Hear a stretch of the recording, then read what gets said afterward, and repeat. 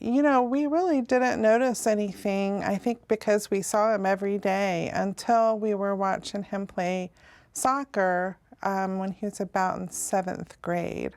That's when they took me to the pediatrician, and he recognized that I had hunch in my back, and he said that it could be kyphosis. Scheuermann's kyphosis is a disorder where the spine is curved when looking at it from the side, more so than it should be, and his was progressive over a short period of time. So I, started researching and finding, orthopedists in the area, and I started asking my friends of doctors. And the first one I went to was a surgeon a friend had taken her son to. The orthopedic, I was with him for 2 years, and he said that it was progressing over the 2 years and that if I didn't get surgery, it would get worse. The first surgeon, when he talked about the surgery, he brought in this model of the spine and the apparatus, the rods and screws, and I think it was just too quick for us to see that, just the mention of surgery, and this is what we're going to put in your son. And I thought, the first mama bear reaction was, no, you're not. I started thinking, well, something this important, we should get a second opinion. A friend of ours who was a doctor recommended Dr. Cronen and said he had worked with him before, and he recommended him personally. So Forrest's a quiet kid, and he just kind of sat back and took everything in while his mom did a lot of the question asking, and just very quiet, humble little guy.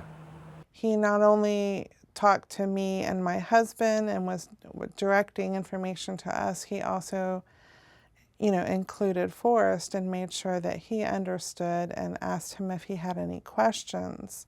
I just felt more comfortable with Dr. Cronen. He seemed more down to earth. So I leave it all in the family's hands as far as when to consider something like that. So I give them a very generic explanation of what would need to be done and what we could do short of surgery, continue following it, see if it continues to progress. And some choose to keep watching it over time and see what happens, and the Fullers opted to go ahead and fix it and get it over with. I mean, it was a little nerve-wracking, obviously. I mean, knowing that you have to have surgery and everything, but I mean, I wanted to get it done because I wanted to get it fixed. One thing that I've never seen the look on my son's face was of fear. And just to see that and then send him off to the operating room. He had a posterior spinal fusion over the majority of the curvature, and there's a very specific way that you pick the levels that you do for each individual curve. He comes running out.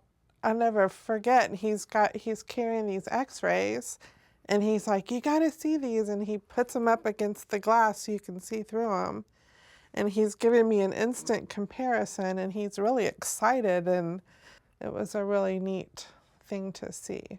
He did quite well in his post-op course, and at every follow-up he's done beyond what I would expect of him. So he's had a pretty uneventful, less than rocky post-op course. And immediately I found that he looked more confident, of course, because he's standing up straighter, but he is more confident. And I feel a lot taller. I feel like I can do more. I can do pretty much anything or as far as sports goes and lifting and everything.